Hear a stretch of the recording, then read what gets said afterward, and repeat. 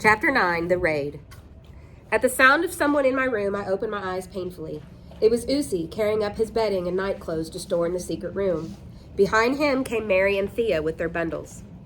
I shut my eyes again. It was the morning of February 28th, 1944. For 2 days, I had been in bed with influenza. My head throbbed. My joints were on fire. Every little sound, Mary's wheeze, the scrape of the secret panel, made me want to shriek.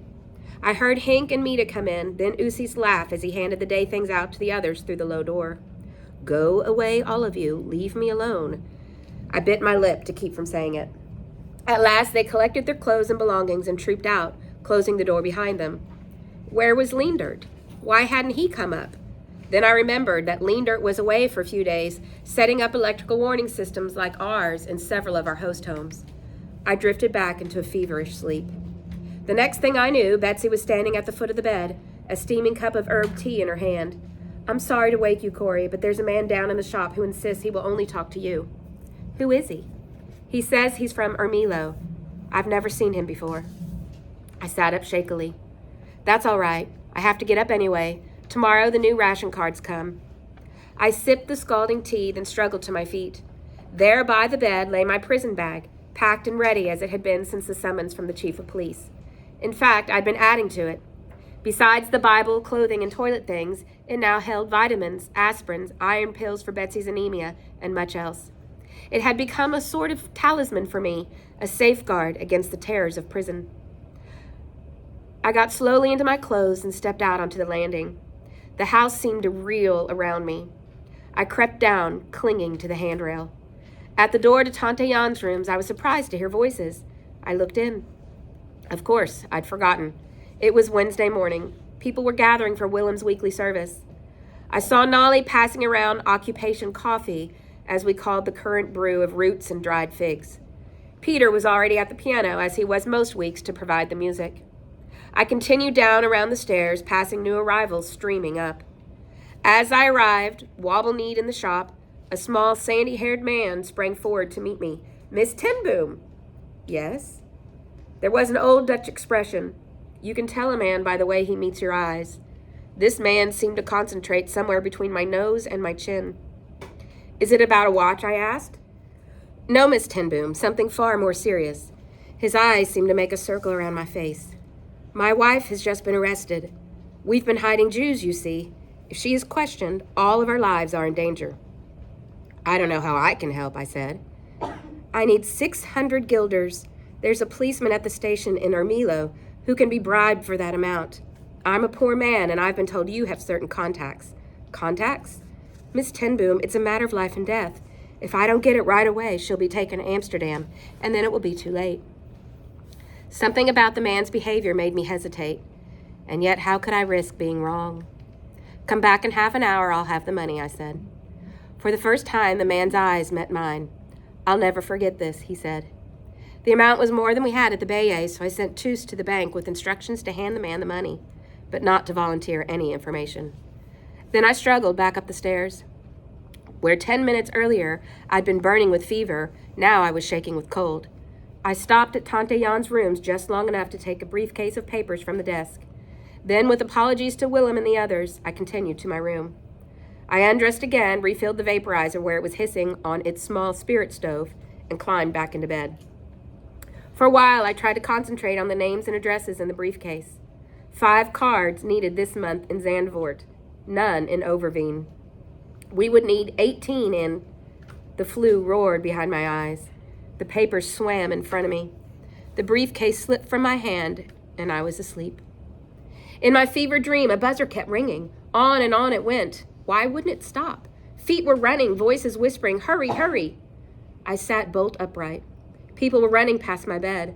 I turned just in time to see Thea's heels disappear through the low door. Mita was behind her, then Hank.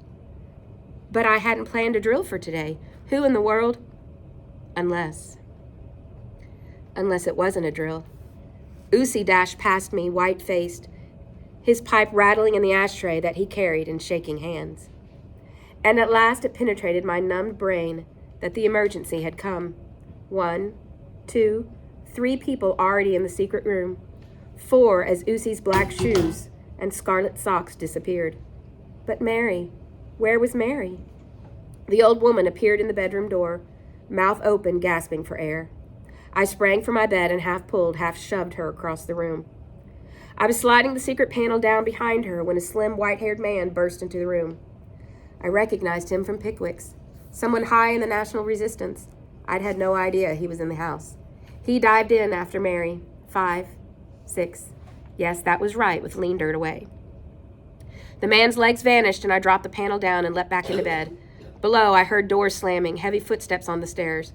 But it was another sound that turned my blood to water. The strangling, rating rasp of Mary's breathing. Lord Jesus, I prayed, you have the power to heal. Heal Mary now. And then my eye fell on the briefcase. Stuffed with names and addresses, I snatched it up, yanked up the sliding door again, flung the case inside. Shoved the door down and pushed my prison bag up against it. I had just reached the bed again when the bedroom door flew open. What's your name? I sat up slowly, and I hoped sleepily. What? Your name? Cornelia ten Boom. The man was tall and heavy-set with a strange pale face.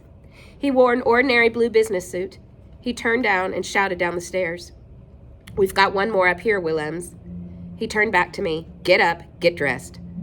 As I crawled out from under the covers, the man took a slip of paper from his pocket and consulted it. So you're the ringleader. He looked at me with new interest. Tell me now, where are you hiding the Jews? I don't know what you're talking about. The man laughed. And you don't know anything about an underground ring either. We'll see about that. He had not taken his eyes off me, so I began to pull my clothes over my pajamas, ears straining for a sound from the secret room. Let me see your papers. I pulled out the little sack that I wore around my neck. When I took out my identification folder, a roll of bills fell out with it. The man stooped, snatched up the money from the floor, and stuffed it into his pocket. Then he took my papers and looked at them. For a moment, the room was silent. Mary Italy's wheeze. Why wasn't I hearing it? The man threw the papers back at me. Hurry up. But he was not in half the hurry I was to get away from that room. I buttoned my sweater all wrong in my haste and stuffed my feet into my shoes without bothering to tie them. Then I was about to reach for my prison bag. Wait. It stood where I had shoved it in my panic, directly in front of the secret panel. If I were to reach down under the shelf to get it now, with this man watching my every move, might not his attention be attracted to the last place on earth I wanted him to look? It was the hardest thing I had ever done to turn and walk out of that room, leaving the bag behind. I stumbled down the stairs, my knees shaking as much from fear as from flu. A uniformed soldier was stationed in front of Tante Jan's rooms. The door was shut.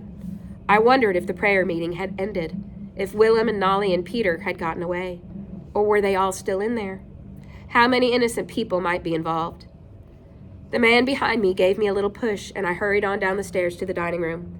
Father, Betsy, and Toos were sitting on stairs pulled back against the wall. Chairs pulled back against the wall.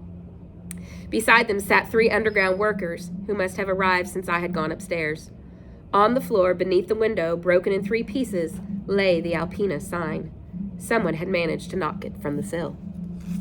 A second Gestapo agent in plain clothes was pawing eagerly through a pile of silver rickdollars and jewelry heaped on the dining room table.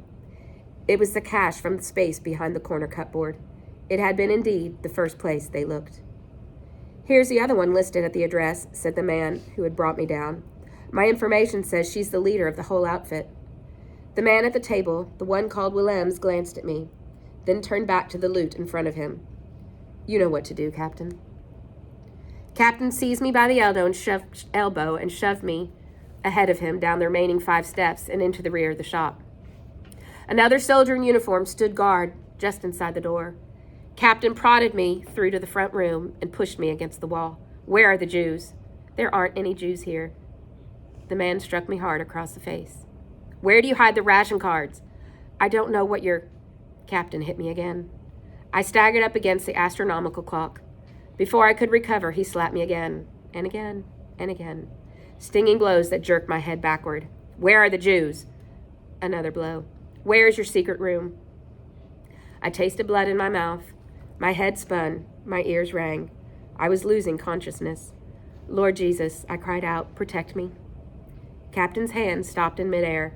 "If you say that name again, I'll kill you." But instead, his arm slowly dropped to his side. "If you won't talk, that skinny one will." I stumbled ahead of him up the stairs. He pushed me into one of the chairs against the dining room wall. Through a blur, I saw him lead Betsy from the room. Above us, hammer blows and splintering wood showed where a squad of trained searchers were probing for the secret room. Then down in the alley, the doorbell rang. But the sign! Didn't they see the Alpina sign was gone? And I glanced at the window and caught my breath. There on the sill, the broken pieces fitted carefully together, sat the wooden triangle. Too late, I also looked up to see Willem staring intently at me. "I thought so," he said. "It was a signal, wasn't it?" He ran down the stairs. Above us, the hammering and the tramp of boots had stopped.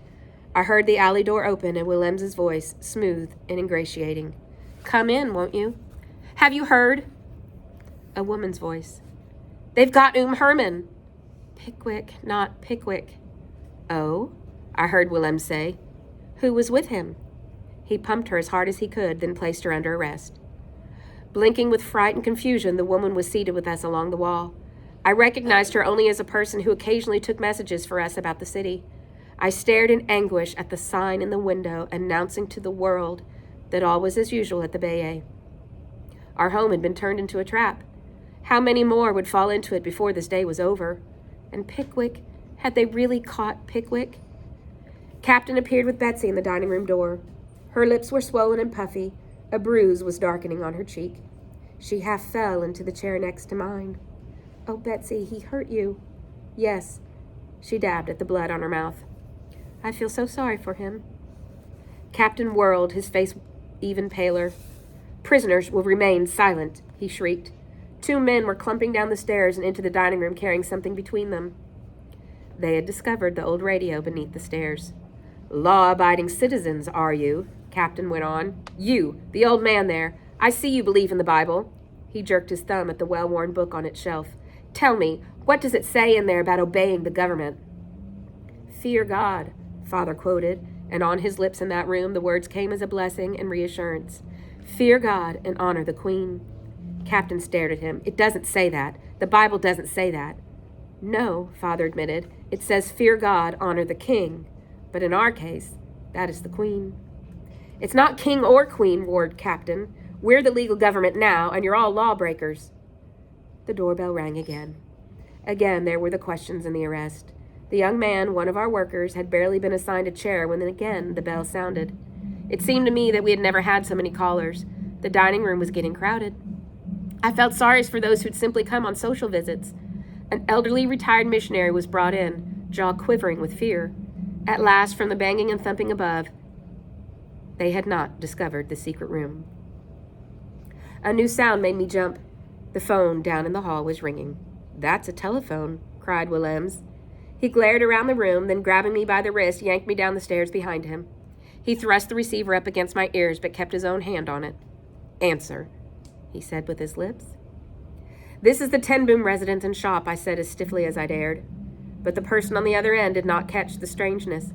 "Miss Ten Boom, you're in terrible danger. They've arrested Herman Slurring. They know everything. You've got to be careful." On and on the woman's voice babbled, the man at my side hearing everything. She had scarcely hung up when the phone rang again. A man's voice, and again the message. Herman's been taken to the police station. That means they're on to everything." At last, the third time, I repeated my formal and untypical little greeting. There was a click on the other end.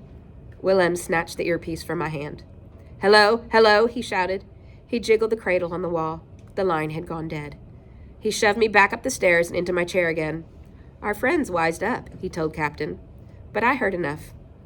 Apparently, Betsy had received permission to leave her chair. She was slicing bread at the sideboard. I was surprised to realize it was already lunchtime. Betsy passed the bread around the room, but I shook my head. The fever was raging again. My throat ached and my head throbbed. A man appeared in the doorway. "We've searched the whole place, Willems. If there's a secret room here, the devil himself built it." Willems looked from Betsy to Father to me. "There's a secret room," he said quietly, "and people are using it, or they would have admitted it. We'll set a guard around the house till they've turned to mummies." In the hush of horror that followed, there was a gentle pressure on my knees. Maher Shalal Hashbaz had jumped up into my lap to rub against me. I stroked the shining black fur. What would become of him now? I would not let myself think about the 6 people upstairs. It had been half an hour since the doorbell had rung last. Whoever had caught my message over the phone must have spread the alarm. Word was out. No one else would walk into the trap at the Bayet. Apparently, Willems had come to the same conclusion because abruptly he ordered us on our feet and down the hallway with our coats and hats. Father, Betsy, and me he held in the dining room till last. In front of us, down the stairs, came the people from Tante Jan's rooms. I held my breath, scanning them. Apparently, most of those at the prayer service had left before the raid. But by no means all. Here came Nolly. Behind her, Peter. Last in the line came Willem. The whole family, then. Father, all 4 of his children, 1 grandchild. Captain gave me a shove. Get moving. Father took his tall hat from the wall peg. Outside the dining room door, he paused to pull up the weights on the old Frisian clock. We mustn't let the clock run down, he said. Father, did you really think we would be back home when the next chain ran out? The snow had gone from the streets. Puddles of dirty water stood in the gutters as we marched through the alley and into the Smeddestraat. The walk took only a minute, but by the time we got inside the double doors of the police station, I was shaking with cold. I looked anxiously around the foyer for Rolf and the others we knew, but saw no one. A contingent of German soldiers seemed to be supplementing the regular police force. We were herded along a corridor and through the heavy metal door where I had last seen Harry de Vries. At the end of this hall was a large room that had obviously been a gymnasium. Windows high in the walls were covered with wire mesh. Rings and basketball hoops were roped up to the ceiling. Now a desk stood in the center of the room with a German army officer seated behind it. Tumbling mats had been spread out to cover part of the floor, and I collapsed onto one of them. For 2 hours, the officer took down names, addresses, and other statistics. I counted those who had been arrested with us. 35 people from the raid on the Bayet. People from previous arrests were sitting or lying about on the mats too, some of them faces we knew. I looked for Pickwick, but he was not among them. One of them, a fellow watchmaker who often came to the Bayet on business, seemed especially distressed at what had happened to us. He came and sat down beside Father and me. At last, the officer left. For the first time since the alarm buzzer sounded, we could talk amongst ourselves. I struggled to sit up. Quick, I croaked. We've got to agree on what to say. Most of us can simply tell the truth, but... My voice died in my throat. It seemed to my flu-addled brain that Peter was giving me the most ferocious frown I had ever seen. But if they learned that Uncle Willem was teaching this morning from the Old Testament, it could make trouble for him, Peter finished for me. He jerked his head to one side, and I clambered unsteadily to my feet. Tante Corey, he hissed when we were on the other side of the room. That man, the watchmaker, he's a Gestapo plant. He patted my head as though I were a sick child. Lie down again, Tante Corey. Just for heaven's sake, don't do any talking. I was waked by the heavy door of the gym slamming open. In strode Rolf. Let's have it quiet in here, he shouted. He leaned close to Willem and said something I could not hear. Toilets are out back, he continued in a loud voice. You can go one at a time under escort. Willem sat down beside me. He says we can flush incriminating papers if we shred them fine enough. I fumbled through my coat pockets. There were several scraps of paper and a billfold containing a few paper rickdollars. I went over each item, trying to think how I would explain it in a court process. Beside the row of outdoor toilets was a basin with a tin cup on a chain. Gratefully, I took a long drink, the first since the tea Betsy had brought me that morning. Toward evening, a policeman carried into the gym a large basket of fresh hot rolls. I could not swallow mine. Only the water tasted good to me, though I grew embarrassed at asking again and again to be taken outside. When I got back the last time, a group had gathered around Father for evening prayers. Every day my life had ended like this, that deep, steady voice, that sure and eager confining of us all to the care of God. The Bible lay at home on its shelf, but much of it was stored in his heart. His blue eyes seemed to be seeing beyond the locked and crowded room, beyond Haarlem, beyond earth itself, as he quoted from memory. Thou art my hiding place and my shield. I hope in thy word. Hold thou me up, and I shall be safe. None of us slept much. Each time someone left the room, he had to step over a dozen others. At last, light crept through the high, screened windows at the top of the room. The police again brought rolls. As the long morning wore on, I dozed with my back up against the wall. The worst pain now seemed to be in my chest. It was noon when soldiers entered the room and ordered us on our feet. Hastily, we struggled into our coats and filed again through the cold corridors. In the Smederstraat, a wall of people pressed against police barricades set across the street. As Betsy and I stepped out with Father between us, a murmur of horror greeted the sight of Haarlem's grand old man being led to prison. In front of the door stood a green city bus with soldiers occupying the rear seats. People were climbing aboard while friends and relatives in the crowd wept or simply stared. Betsy and I gripped Father's arms to start down the steps, then we froze. Stumbling past us between two soldiers, hatless and coatless, came Pickwick. The top of his bald head was a welter of bruises. Dried blood clung to the stubble on his chin. He did not look up as he was hauled onto the bus.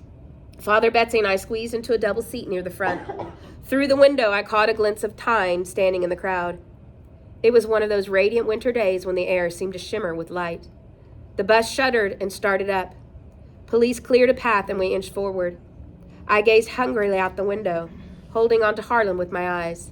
Now we were crossing the Grote Market, the walls of the great cathedral glowing 1,000 shades of gray in the crystal light. In a strange way, it seemed to me that I had lived through this moment before. Then I recalled the vision. The night of the invasion. I had seen it all. Willem, Nolly, Pickwick, Peter, all of us were here, drawn against our wills across the square. It had all been in the dream, all of us leaving Haarlem, unable to turn back. Going where?